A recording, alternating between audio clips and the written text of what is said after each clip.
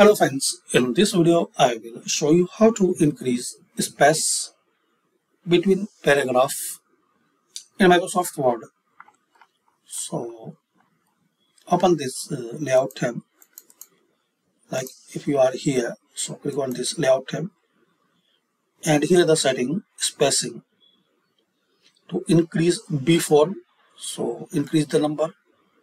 We can see here the paragraph is changing and you need some space between paragraph. Any paragraph before you need some space, you can increase in the point like this.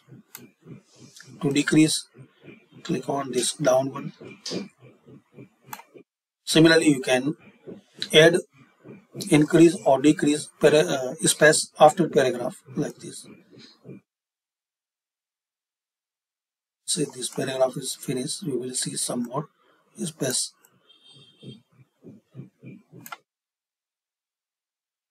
So thanks for watching guys. Share, like and subscribe this channel.